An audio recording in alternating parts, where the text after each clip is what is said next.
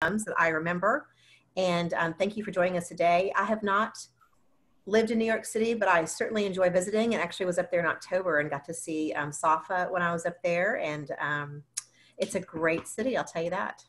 Mm-hmm. Hey, Sandy. Good evening, everyone. I'm Sandy George Tracy, Director of Career Services.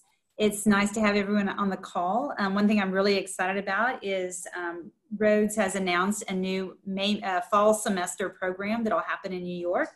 It was supposed to kick off this fall 2020, but with the COVID-19, we were going to kick it off in fall of 2021. It'll be a full semester where students can get all 16 credits, mostly doing internship. Internship will be 8 of the 16 credits.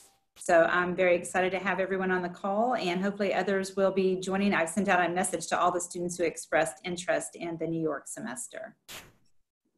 Fantastic. Josh, you're up. Hey everyone, my name is Josh Keene. I've lived in New York for about 2 years now, and I work with Major League Baseball there. Great. Safa? My name is Safa Slate, and I have lived in New York since 2005. So April 2nd was my 15-year anniversary with this city. And I work for an HR software company called Ultimate Software. Okay, and I'd like everyone else on the call to introduce themselves as well. So we'll start with Mark. Oh, sorry, let me unmute. Hi. Hi. I graduated in 2015 with a degree in physics. I just finished a PhD in physics from Washington University. So just now joining the job market search and definitely interested in New York City. Fantastic. Carolina?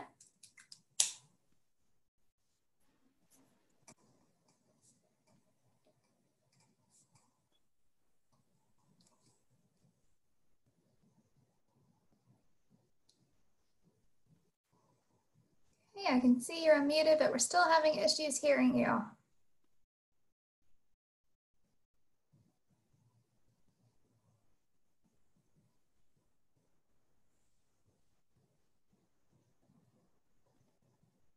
Just go to the next person. Yeah, well, I guess we'll just do that. Kim Soo? And if I say your name wrong, please correct me. Yeah. It's Kim Sejun. Kim Soo, got it. Thank you. Kim is my last name, but Oh, okay. I'm so sorry. No, it's okay.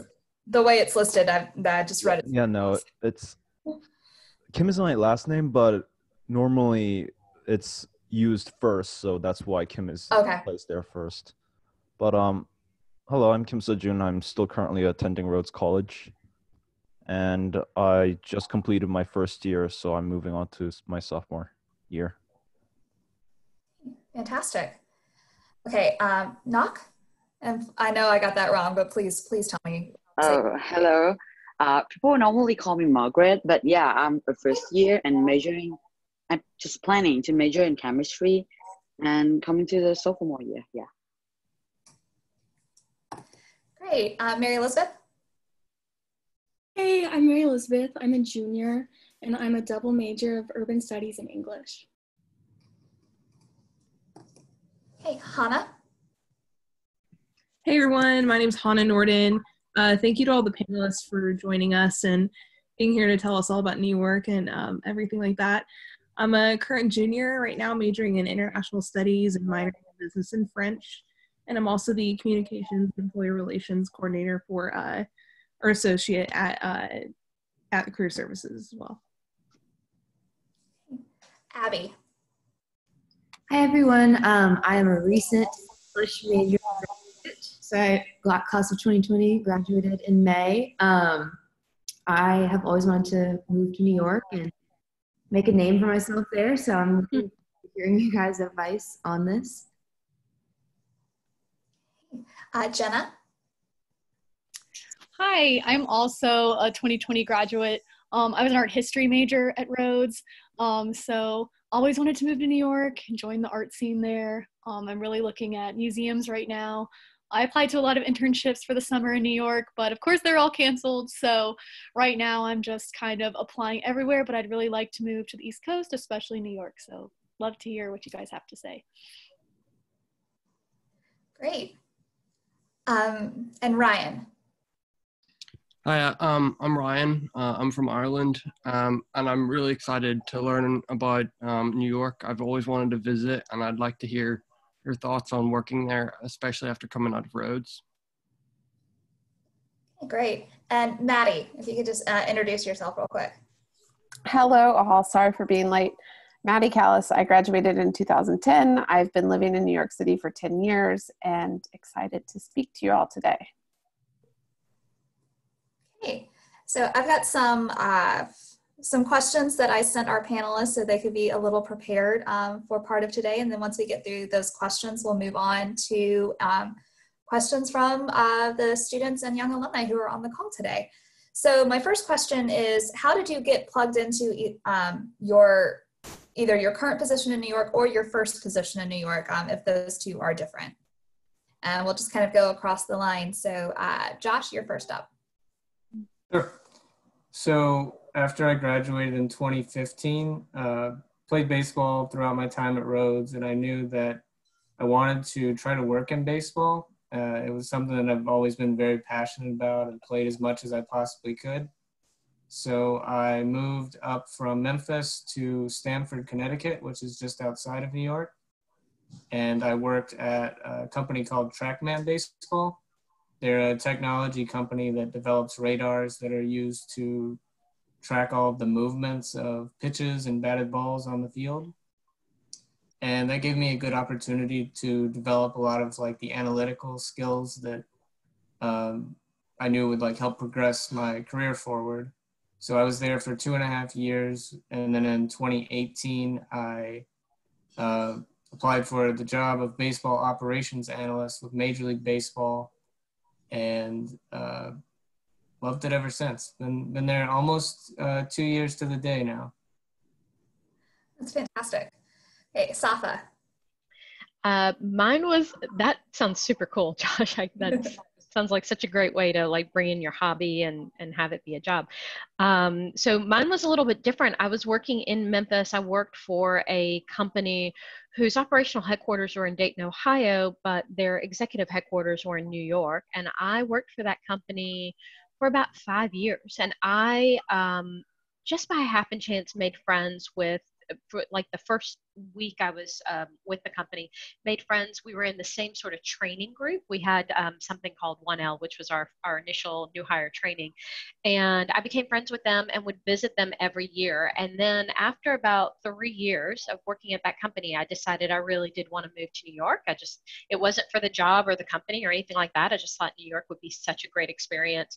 And I was at a point in my life where I really I felt like Memphis was great. I was living in Memphis. I thought Memphis was great, but I just sort of wanted stories I could tell in the first person is how I describe it. So I just sort of wanted to broaden my horizons a little bit in New York. I literally looked on our career site and found a job in New York that I would be a perfect fit for, and then used my 2 girlfriends. They actually knew the hiring manager really well. They'd been on a team with him, that sort of thing. So I was able to use my relationship with them to be able to get me the interview. And then from that point on, I was flown up, I interviewed, I got the job, and that was sort of my entrance in. So I would highly recommend if you're currently employed and have options within your company, that your own career website is a great way to move you up. Okay, thank you so much. And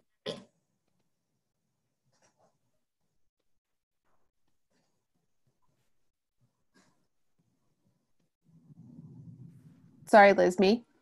Yeah, you're up, sorry. Hi. I moved to New York in 2010, right after I graduated, after sheer will of wanting to do so. I had 2 job offers in Memphis, and I knew I wanted to move to New York City. So I packed up all my stuff and knew I had skills that could get me by in the meantime, which included serving and bartending.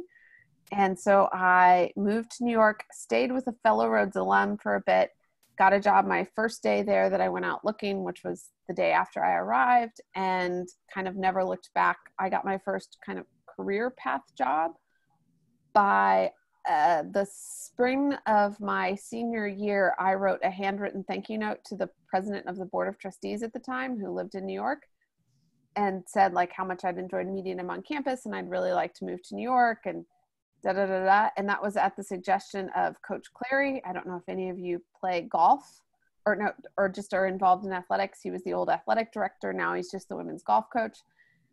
And I did that. And then he called me one day and was like, well, when you get to New York, like I'll help you. And then within 2 months, I was interning at a nonprofit, which he and his family were big supporters of. And that got me my start kind of in the foothold. And then I worked through nonprofits and social entrepreneurship, and now work at a tech company doing public-private partnerships. So write handwritten notes. That would be the moral of the story. Yes, very much so. Okay, what is one piece of advice that y'all have for someone who's wanting to start working or start a career in New York?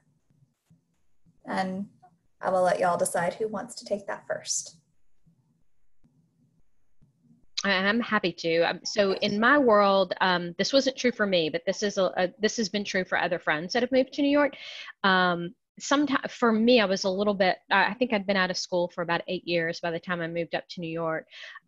So I really wanted a job, or maybe 10 years. Who am I kidding? I think I was 10 years out of school when I moved. So for me, it was easy to sort of transition from like to like. A job with my skill sets. But a lot of my other friends have taken positions that were just one step down, that helped them then get their foothold into a company in New York. And the other thing that they did is that because there's so much talent in New York, oftentimes if they're hiring from here, they won't pay for you to move. So you being willing to pay for your own moving expenses also helps get your foot in the door. So even though, like for me, I was like for like, I agree, they were not willing to interview someone that wasn't from New York because they didn't want to have to pay for the moving expenses, and they had great talent in New York. So I offered to do that, to take that off the table so that I would be able to get in there. So one, obviously from friends that have done it, take a job maybe that isn't quite as equal as to the one you have. And then from my own experience, I was willing to pay for my own moving expenses to be able to come up here. Hey, Josh or Maddie?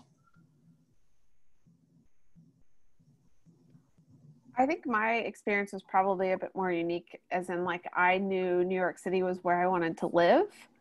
And so I moved without a job. For those that are willing to do something that's not on your career path, I would say there's plenty of work in New York City, maybe not right now.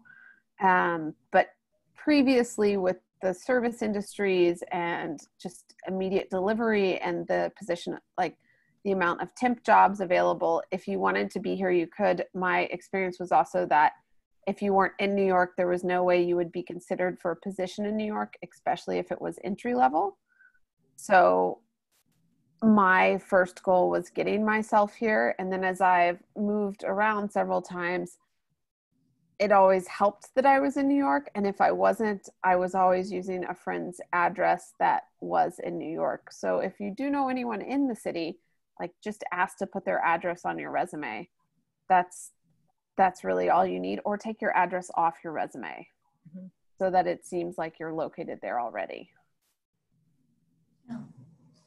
Josh, anything you want to add? Yeah, I'm just gonna kind of echo what Safa and Maddie said, that in New York in particular, it's pretty difficult to get hired if you're not local or at least close by.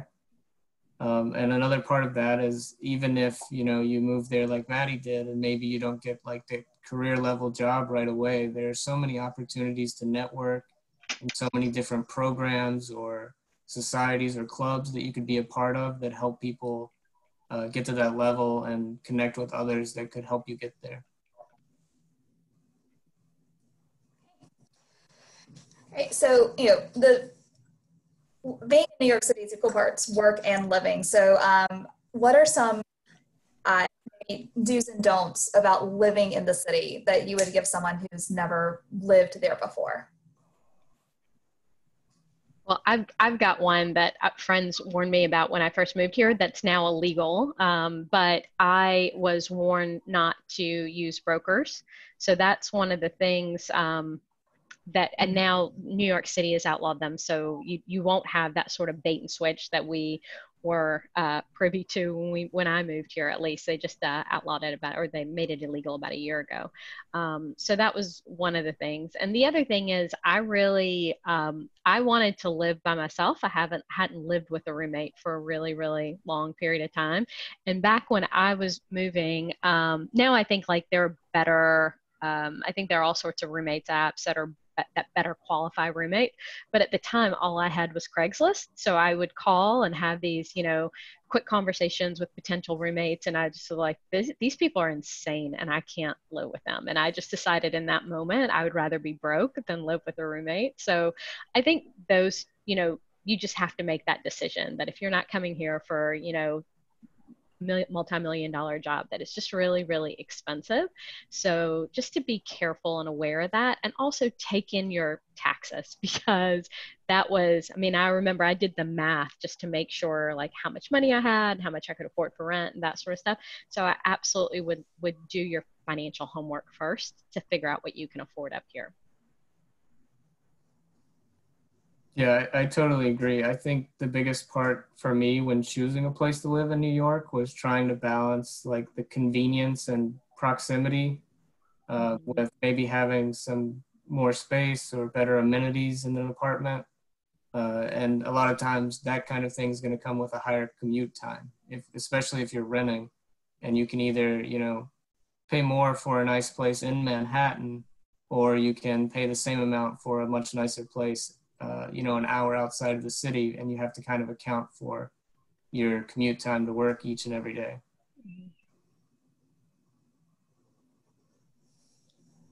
Maddie? Yeah.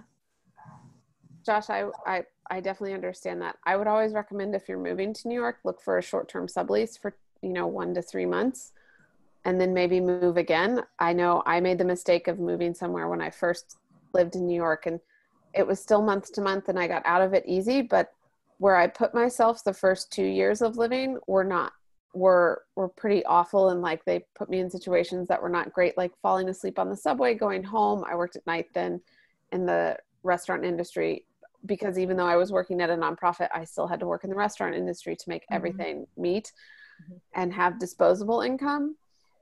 So especially your first year, if you can find a flexible situation, which there are many. I used to sublet out a room in my 2-bedroom apartment, and I don't any longer, but I think I may have had a Rose person once or twice. But it's just, you don't know it until you're there, and you don't know where you'll need to be until you understand your commute or what you're going to do on the weekends or where your friends are. Like you'll start to see what's important to you. So don't do anything permanent for at least 6 months to a year.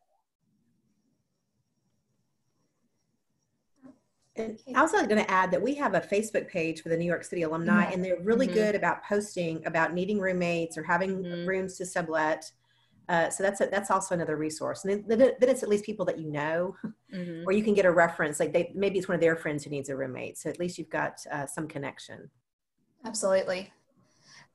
There are a bunch of very, very out there resources to find roommates too. I know when I moved up there, it was Craigslist kind of the thing, but also the Craigslist Killer movie had just come out on Lifetime, so I was not wanting to go that route. But I found a classifieds page on a Presbyterian church's website, and that's how I found my apartment. I figured Presbyterian church was a little bit safer than Craigslist. So. And I have one more kind of prepared question for our panel, and that's, what's one thing you know about living and working in New York now that you wish you knew when you were starting out?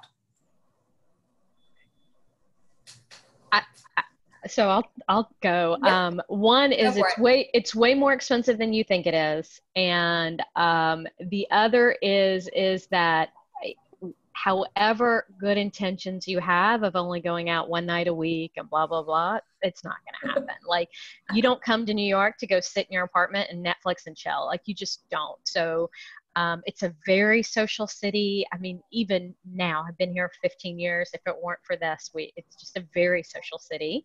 And people like to meet up after work, and you'll have friend groups that'll want to meet, and all sorts of different things. So I would just say that just know that it's more expensive than you think it is. And it's harder to resist temptation. Yes. Yeah, I agree. That's kind of the thing about New York City. There's always something going on, or always something new that you want to do. And I think that was a little bit of a tough adjustment for me, actually. Like when I first went to Rhodes, like Memphis was the big city to me. Like I came from a town of about 10,000 people. And then going from Memphis to New York was a little bit of a culture shock. And I'm not sure I was fully prepared for just how much was going to be going on around me.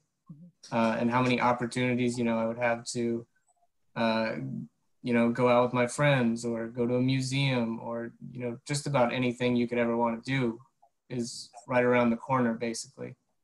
So I think that was a little bit of an adjustment for me.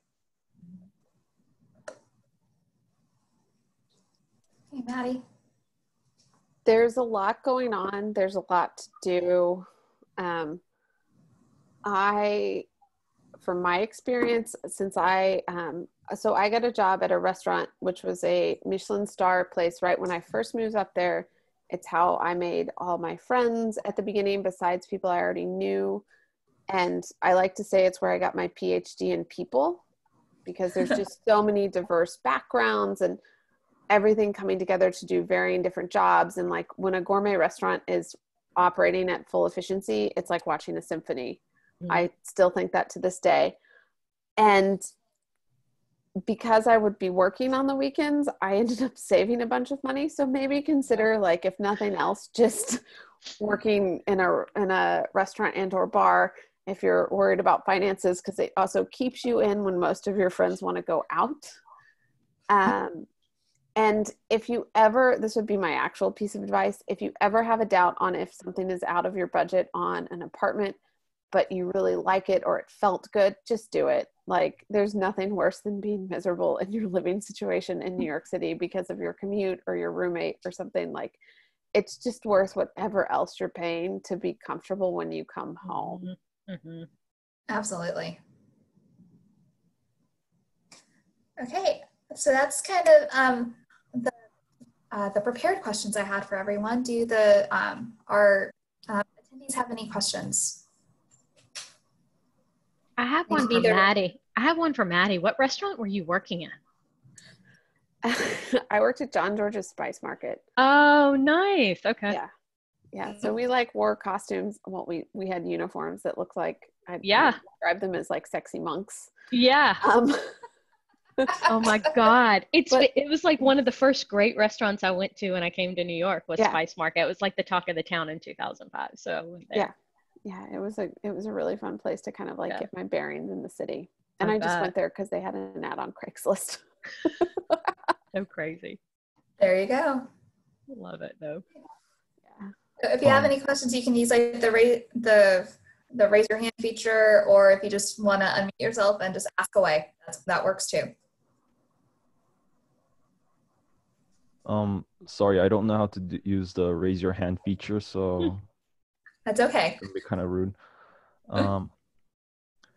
So the thing is, I don't know what major I kind of want to do right now. At first, in the beginning, I kind of wanted to do something health related, and then I realized I just really suck in the science area. So, what kind of job would you suggest for a person who's wants kind of experience, but at the same time doesn't know what they want to do? What kind of area would you suggest they would start trying to work in? That's a really good question. I think when it comes to New York is so varied that it really doesn't matter. And because you can have a liberal arts degree and then be able to get a job fairly, easily in a lot of different areas. At least you could.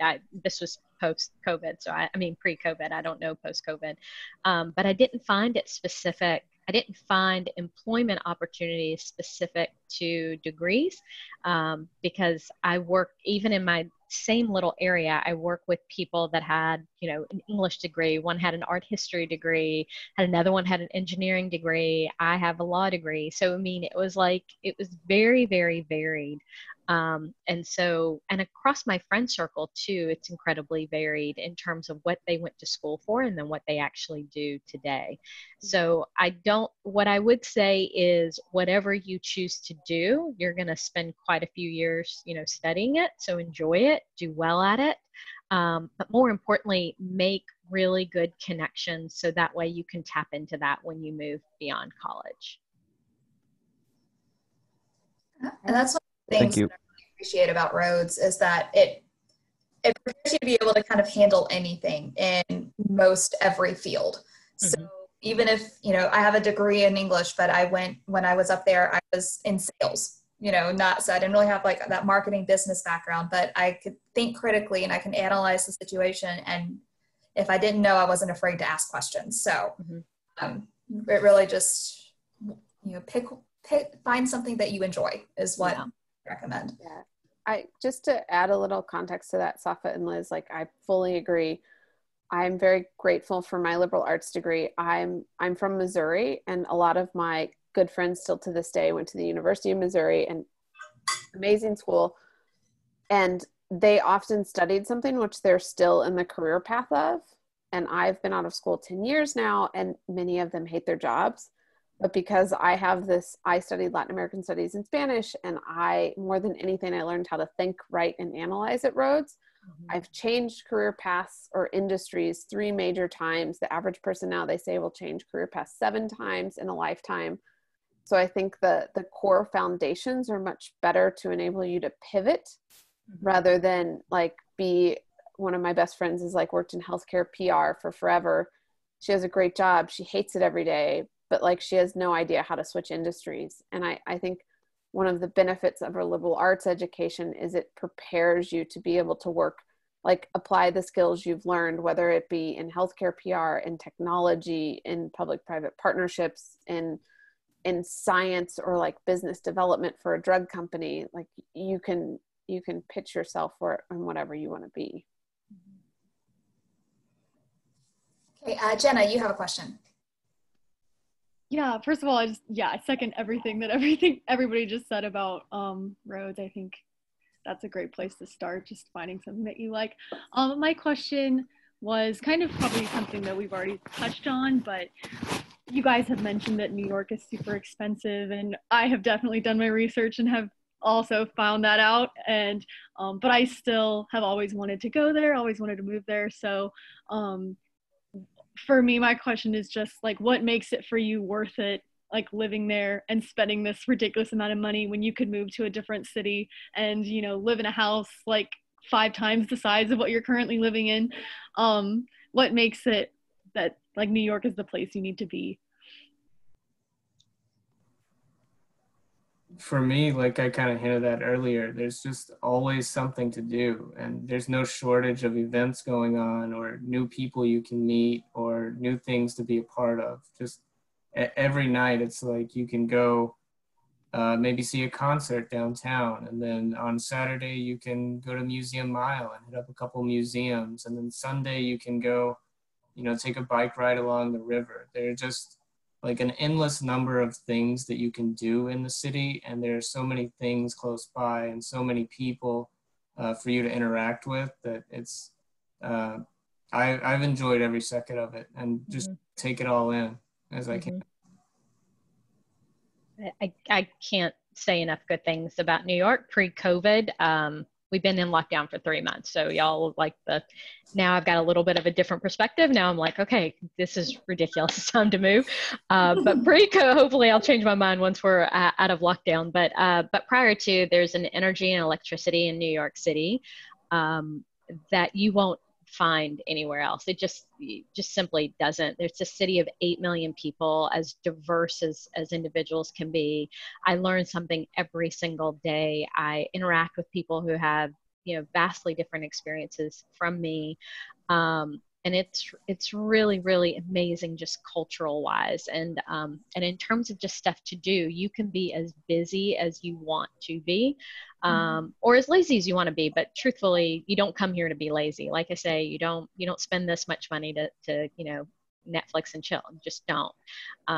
But it's just the varied amount of activity, the varied amount of personalities, the really, really, really smart people that you interact with every single day.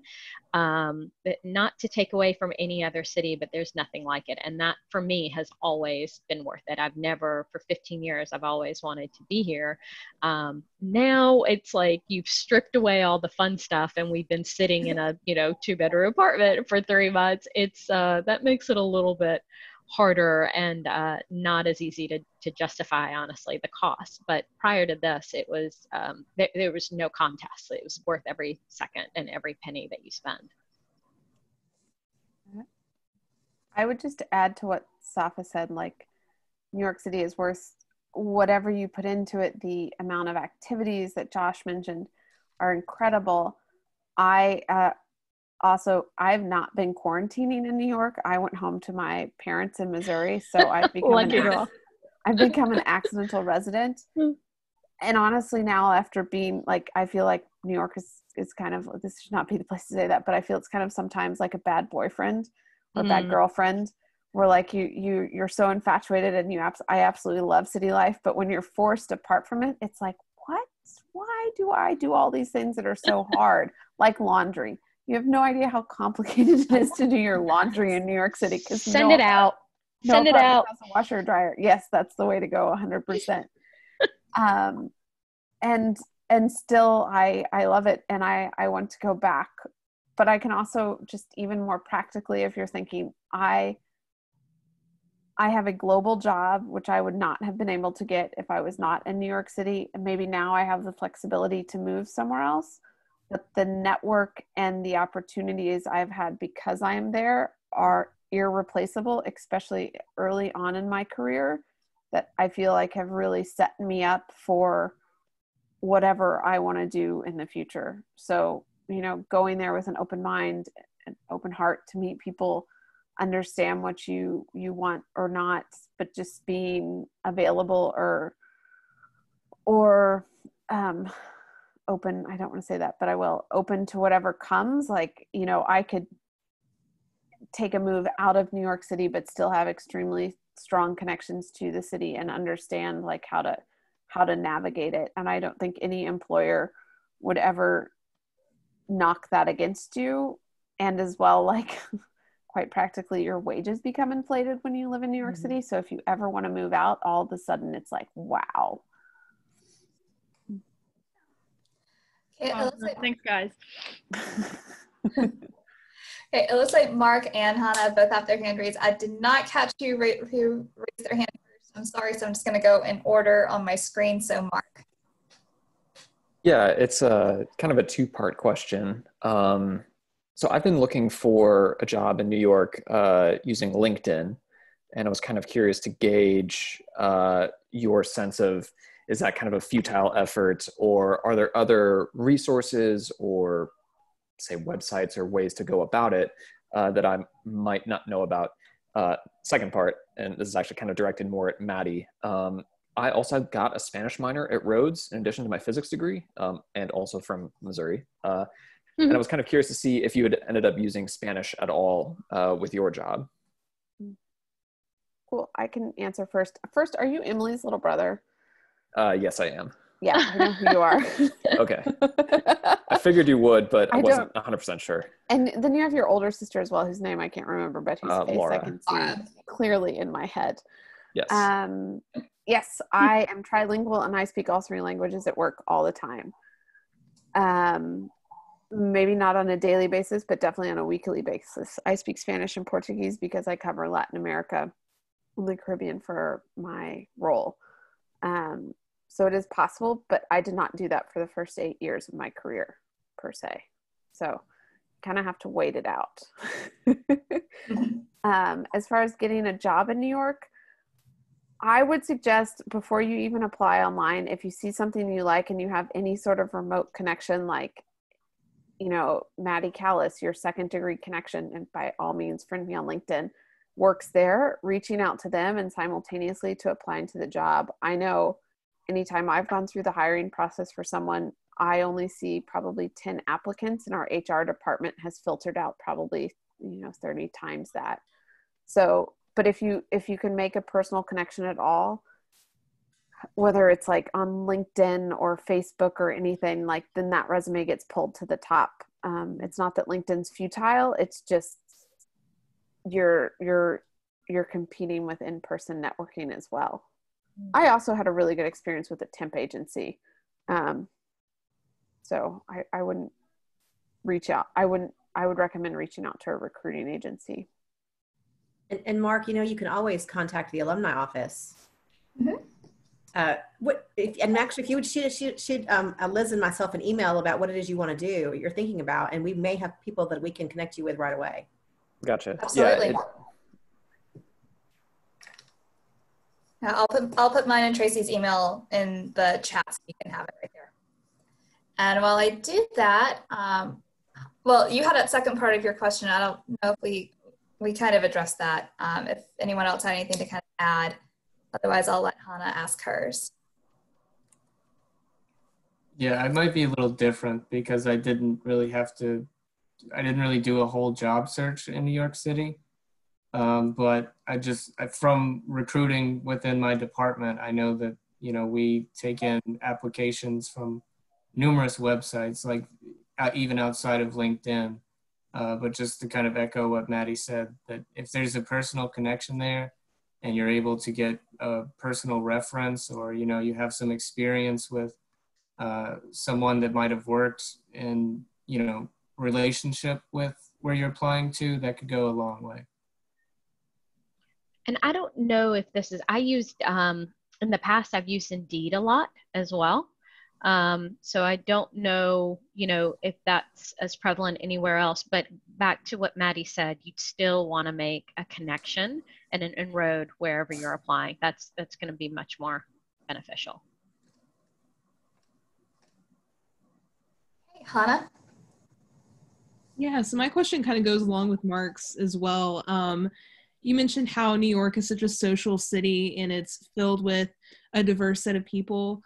What are your top tips for networking and making connections?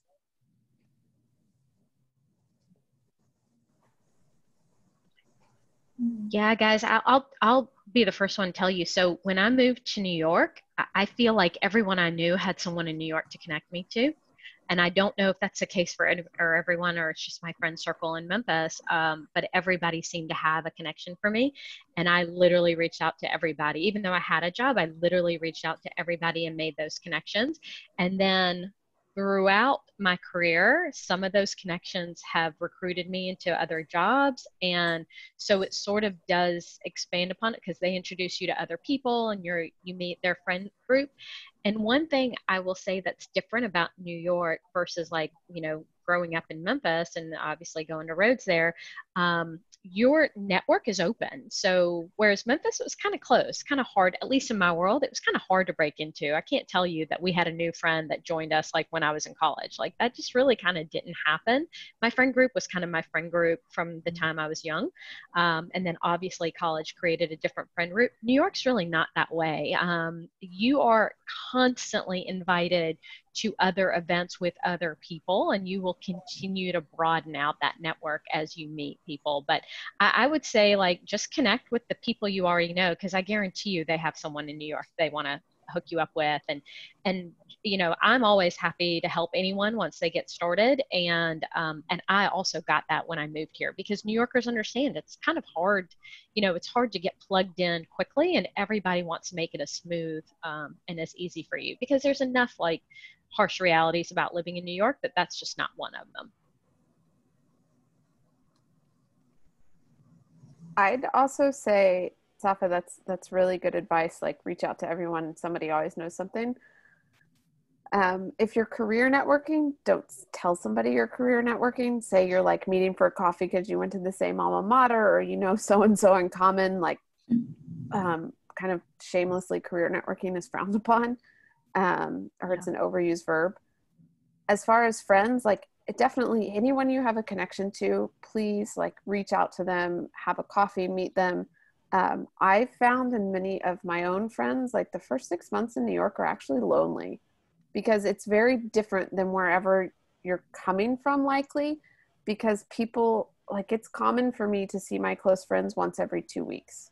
Just because scheduling is hard, people have a lot of things to do. You might live far apart, especially when you're establishing a career and like you want to be available and deliver what your boss says. But I think that's been, even for me, like having spent several months with my parents, like just seeing my friends more, because in Missouri, like they'll text you at 7 p.m. and be like, hey, do you want to come over and have a backyard drink? And you can say yes, and that's really easy, but that doesn't happen in New York. So you have to be kind of, I would say, emotionally ready to withstand a little loneliness. And even though there's all these people around you, not like maybe feeling understood, I've seen a lot of people leave New York within a year that just like couldn't, that it was just so different socially than what they were anticipating. It wasn't for them. Yeah, on that topic, I would say even outside of like any relationships you have existing already, or maybe a connection through someone else, I personally like to use like the Meetup app, and I've joined like 2 softball leagues doing that and met a lot of people. Or I also joined like the Tenement Museum's like society that they have, and we have meetups like once every month or so. And that was another great opportunity to meet people and start to make friends and learn about the city and learn about different people's viewpoints and experiences in the city also. Utilizing free resources and that kind of networking piece, and like just building your friend circle, I think is really important. Like I found my closest friends when I was there by going regularly to a open mic night and just supporting everyone who was up there and putting themselves out there. I never got on stage, but I knew one person who went, and I just went as their cheerleader every week, and I made a whole group of new friends with the regulars who performed at that open mic. So don't discount any opportunity to meet someone and make friends and network. Anything is an opportunity. Any other questions?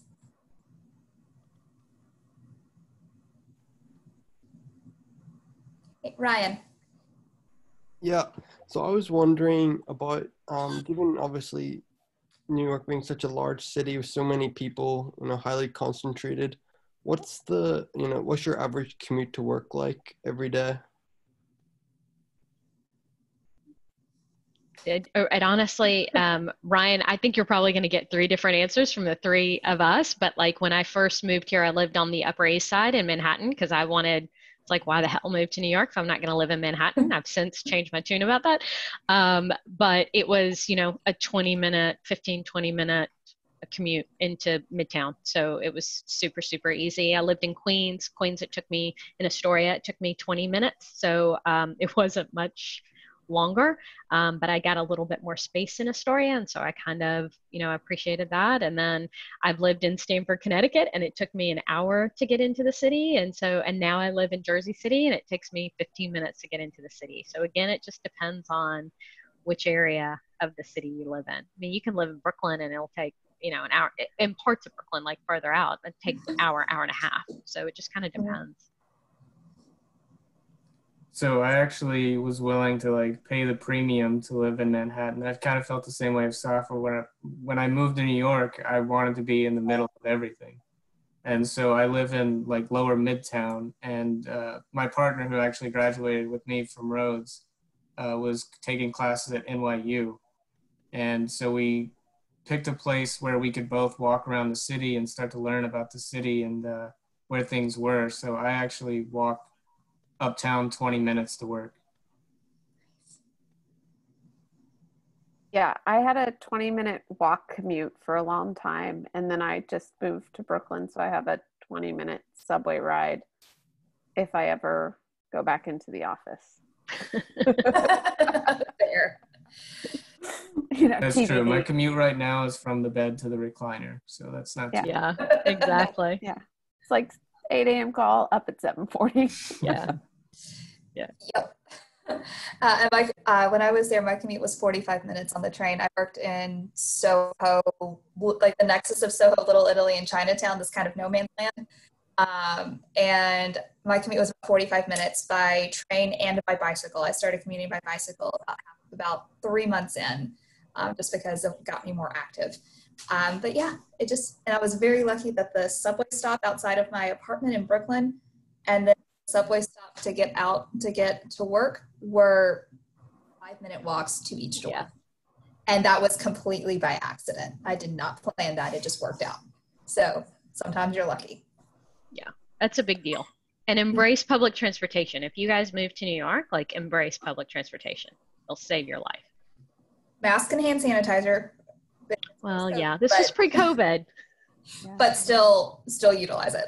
Yeah. It's going to be fascinating to see how this all evolves. Yeah. And absolutely. I work a lot with city governments, and like the amount of transit systems are going bankrupt because no one's riding them. Right. So how it ends up affecting them in the long term is going to be fascinating. Okay. Do you have any other questions?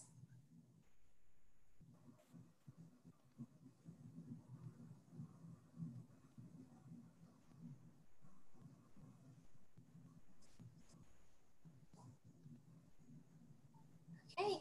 Any closing last words from our panelists? I don't think you'll regret it. Mm-hmm. Yeah, even if it's not your long-term plan, I thoroughly recommend that everyone spend some time in New York City.